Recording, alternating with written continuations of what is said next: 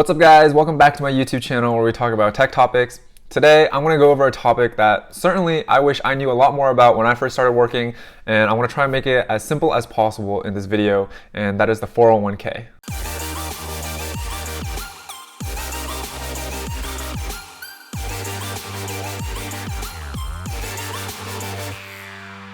So next week, I want to make a video on what I believe are best practices when spending your sweet salary, and one of the top things for that would be putting money in your 401k. And so in order to understand the 401k better, I decided to make this video first.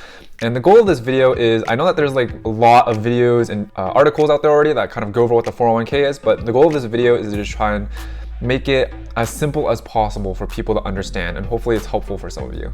Now, of course, I'll link some articles down below where you can read up more about the 401k in case you have any questions after this video, because I feel like the 401k is something that everybody should know about, and it's one of the best ways to set yourself up for future financial success. Okay, so what is a 401k? A 401k is a tax-qualified defined contribution pension fund.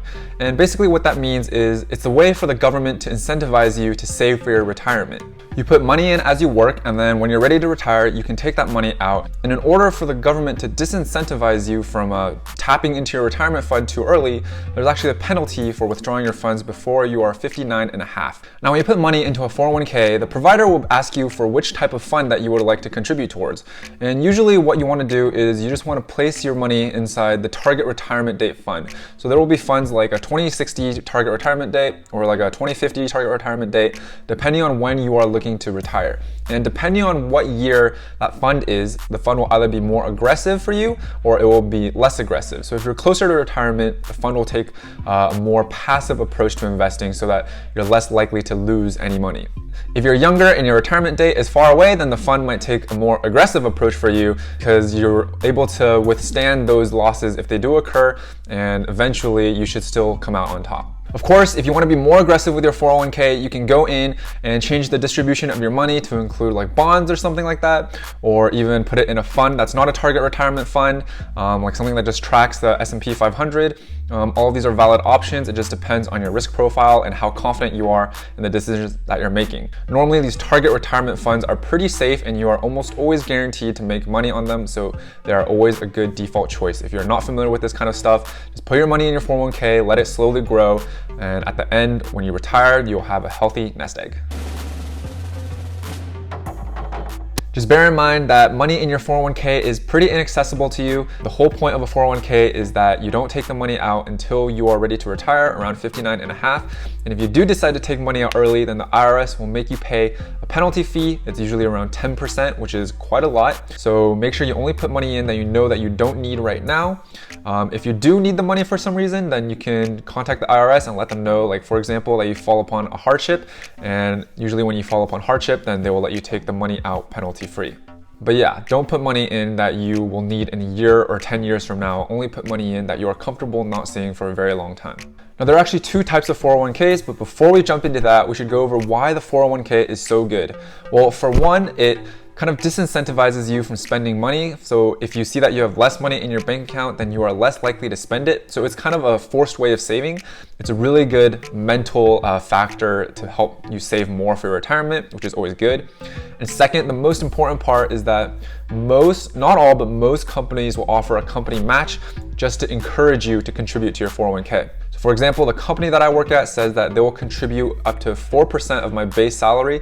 So for example, if I was making $100,000 a year, then they would contribute up to $4,000 a year, as long as I also contribute $4,000 a year.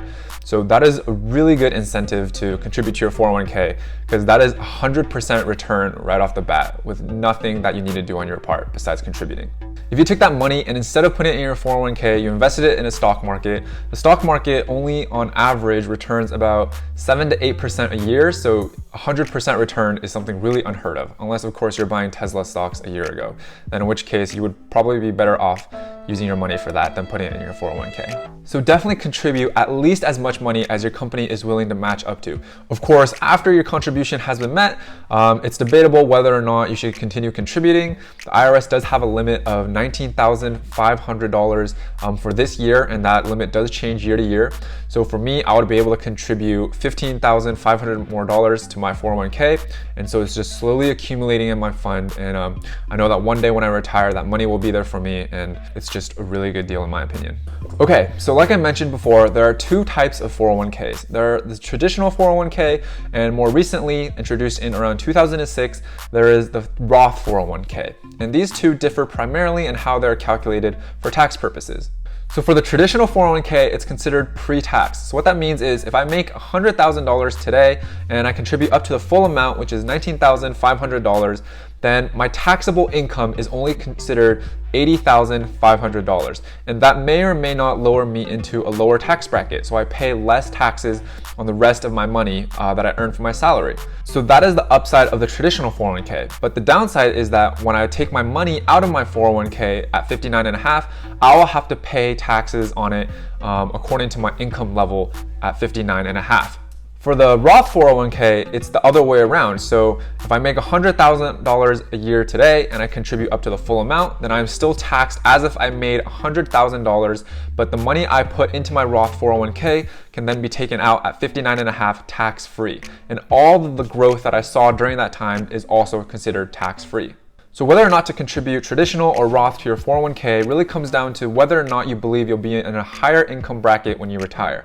Because if you believe you'll be in a higher income bracket when you retire, you should probably contribute to your Roth today because you'll be able to take that money out tax-free. But if you believe that you'll be in a lower income bracket when you retire, then you should probably contribute to a traditional 401k today. So when you do take it out and you pay taxes, it will be lower than what you're paying today. Now, of course, these decisions are made assuming that the US income tax code does not change, but no one can know whether it will or not. So the general consensus is you should probably hedge your bets a bit and spread out your contributions between both traditional and Roth 401k.